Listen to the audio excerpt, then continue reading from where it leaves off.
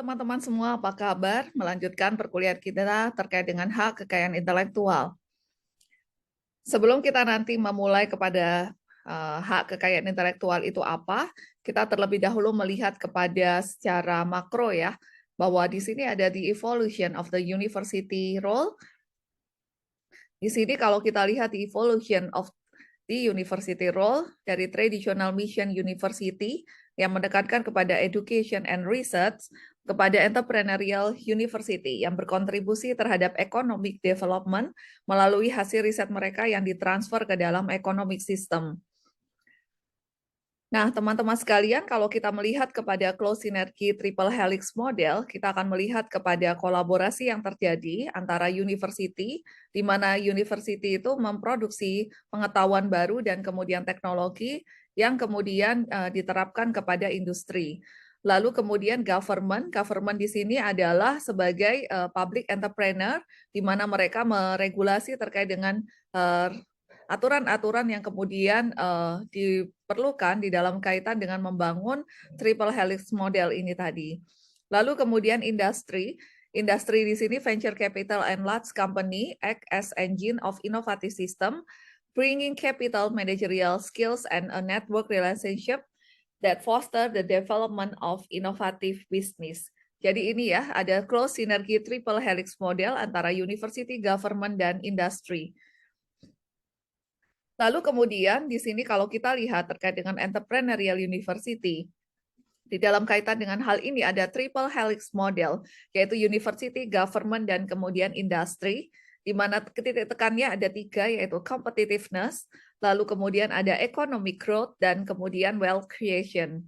Nah, di dalam kaitan dengan entrepreneurial university, ada radical change in the internal organization and activities, dan kemudian ada different mechanism seperti paten, lisensi, kemudian research joint venture, creation of academic spin-off company. Dan yang ketiga adalah science and technology based economic development. Yang keempat adalah collaboration between companies and universities. Yang kelima adalah support for innovation. Yang keenam adalah development of new spin-off companies. Yang ketujuh adalah inkubator and science park, dan kemudian yang terakhir adalah teknologi transfer office dan teknologi licensing office. Nah, ini adalah indeks di dalam Entrepreneurial Attitude Index yang kita melihat kepada yang pertama adalah the number of patent obtained from the university, lalu kemudian yang kedua adalah the number of spin-off accredited from the university in the same period.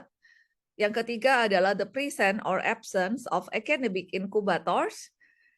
Yang keempat adalah the amount of consulting or research contracts with external organization. Dan yang terakhir adalah the number of consortium and association participate by university aiming to promote the technology transfers.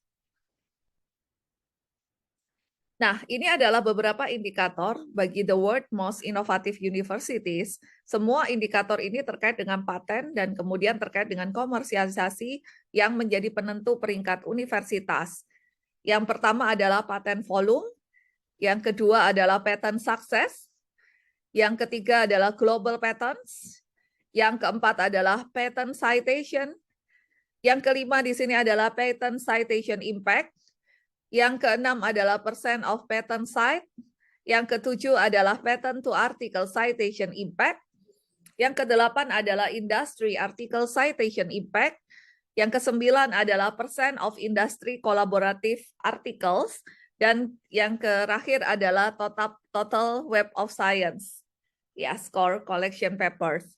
Nah, ini adalah indikator di dalam the world most innovative university yang kesemuanya terkait dengan paten dan komersialisasi yang menjadi penentu peringkat di dalam the world most innovative universities. Nah, kalau kita lihat di dalam posisi ini adalah Stanford, di mana total patent filed itu adalah 728, yang isinya adalah number of basic patent atau patent family yang kemudian disampaikan oleh institution di dalam Stanford ya, dari antara tahun 2012 sampai dengan 2017. Nah, kalau kita lihat masih terbesarnya adalah farmasi dan bioteknologi, yang kedua adalah agriculture, forestry, and food, dan yang ketiga adalah medical devices and healthcare, chemical, dan kemudian komputer, software, and internet, dan others. Dan kemudian success rate-nya adalah 40,8%, di mana ratio patent file by the institution between dari tahun 2012 dan 2017 that were subsequently granted by Patent Office. Jadi ini adalah patent granted-nya adalah 40,8%. Lalu kemudian kalau kita lihat di Stanford sendiri, commercial impact score-nya adalah 75,2, di mana indicator of how often basic research originating at an institution has influenced commercial R&D activity as measured by academic papers cited in patent filing. Higher score are better.